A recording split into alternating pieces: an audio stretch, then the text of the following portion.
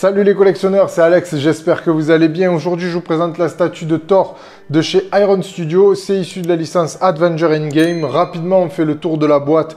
Donc, on a représentation de Thor, Avenger Endgame, Thor.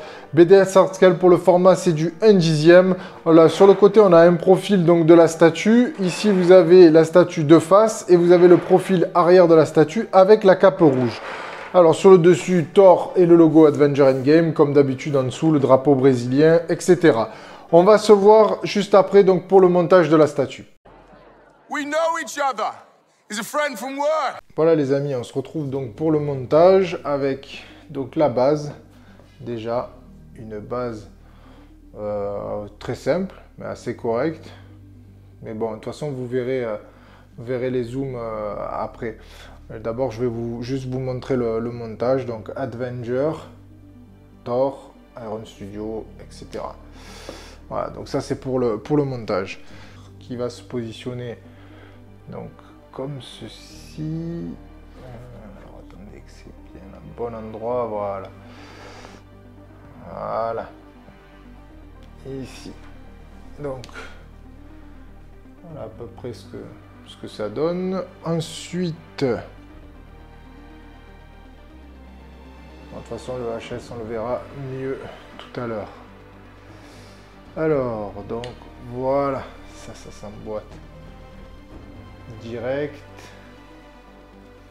Ensuite, on a deux mains. Donc, on a la main qui tient le Stormbreaker.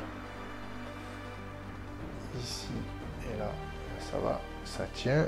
Et on a soit avec le marteau, enfin Mjolnir, donc ici, soit vous pouvez donc enlever ici pour ne pas avoir Mjolnir et mettre juste là la main, le poing, voilà. Ensuite, il y a les petits éclairs. Alors, les petits éclairs qu'il faut mettre un petit peu partout sur le socle. On va voir ça ensemble parce que c'est pas facile à placer ce genre d'éclair. Donc, on a un éclair comme ça. Alors, il faut faire super attention pour ces éclairs parce que c'est super fragile à mettre ou à enlever, à manipuler réellement avec soin. Et d'ailleurs, là... je pense que oui, là il est bien placé. Ensuite, vous en avez deux autres. Alors, je pense que celui-ci, il est tout en haut, je pense. Ici. Voilà. Et le troisième, qui est, je pense, il est dans l'autre sens. Voilà. Voilà, donc là, vous avez tout ça.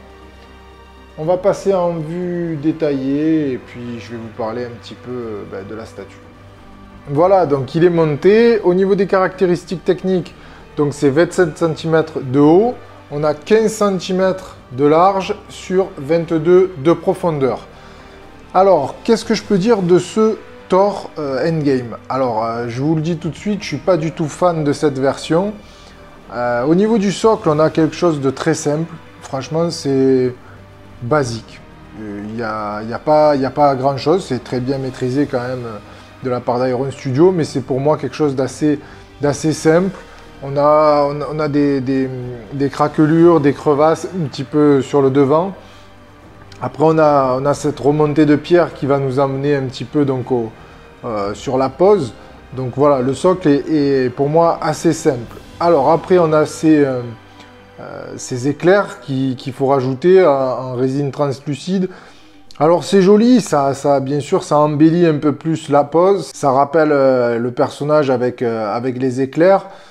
Après c'est la pose, donc où vous remontez, vous avez le personnage qui est en avant, vous remontez sur cette tenue qui est assez simple.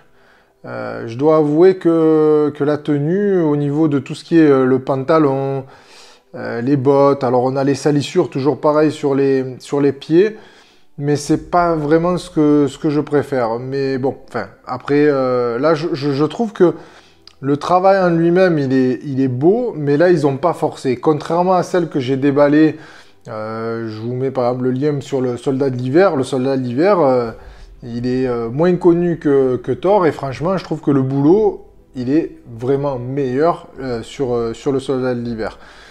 Alors, sur le reste, au niveau des bras, toute un peu cette cotte de maille un peu noire, c'est assez joli, ça, c'est propre, voilà, c'est propre, mais je trouve que c'est un peu limite comparé à tout ce que je vous ai présenté de la licence Endgame.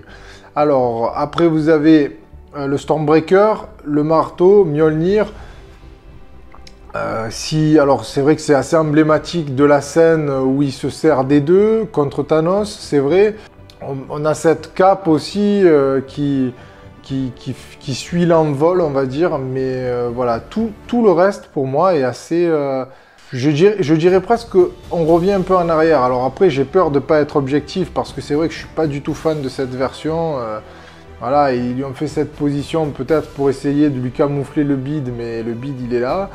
Au niveau de la pose est jolie, hein, faut attention, hein, mais c'est vrai que le travail qui est fait sur l'armure et le pantalon, je trouve que c'est très très basique. Franchement, je m'attendais à beaucoup mieux, mais elle aurait peut-être mérité d'être mieux finie comparée aux autres. Vous prenez Black Panther, vous prenez Falcon, vous prenez le Soldat de l'hiver, ils sont vraiment d'une qualité de dingue, et là je trouve que c'est limite.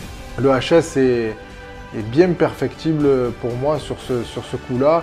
Alors, c'est pas qu'on le reconnaît pas, c'est juste que les yeux, je vous mets une photo, ça sera beaucoup mieux, je pense, que mettre la vidéo en zoom. Sur la photo, vous voyez bien qu'il y a les yeux qui ont été maquillés, on dirait. Et ça, je trouve que c'est pas exceptionnel. J'ai l'impression qu'il a un visage un peu pas vraiment expressif, c'est-à-dire que là, il lève les yeux vers le ciel, on ne sait pas où il va. Donc c'est pour moi, je trouve qu'on est sur quelque chose, un cran en dessous, tout ce que j'ai présenté. On a cette barbe aussi qui part sur le côté, alors bien sûr c'est en fonction de l'orientation de la pose, mais je sais pas, je trouve qu'elle fait vraiment réellement tordue, peut-être que, je sais pas. Donc il y a un truc qui me dérange beaucoup. Alors, toujours sympathique d'enlever le Mjolnir et de pouvoir mettre le point à la place. Voilà, donc pour moi, c'est pas transcendant au niveau de ce que j'attendais. Je suis pas super fan. Après, le Stormbreaker, je suis pas hyper fan non plus. Je préfère Mjolnir, bien que dans Infinity War, avec le Stormbreaker, ça dégageait vraiment quelque chose avec l'arrivée au Wakanda. Donc voilà, écoutez, globalement, pour moi, c'est une statue... alors, j'ai pas la version Infinity War pour pouvoir faire la différence et faire un petit battle aussi, comme je vous ai fait pour Hulk. Donc c'est un petit peu dommage, mais je reste quand même sur la version Infinity War, parce que le traitement du personnage me passionne pas, c'est la même chose qu'avec Hulk. Voilà les amis, c'était mon avis donc sur la statue de Thor de chez Iron Studio version Avenger Endgame. Donc comme je vous dis, c'est une statue, c'est propre, c'est correct, c'est de l'Iron Studio. Je ne suis pas super fan, mais après, ça c'est à vous de me dire ce que vous en pensez dans la barre des commentaires. Au niveau des prix, on est sur 124,90 €. Vous avez donc le lien dans la description avec le site partenaire. Likez, partagez, abonnez-vous à la chaîne pour ne pas rater les prochaines vidéos et n'oubliez pas aussi d'activer la cloche. Je vous dis à très bientôt et collectionnez bien. Cross the rainbow bridge of Asgard, where the blue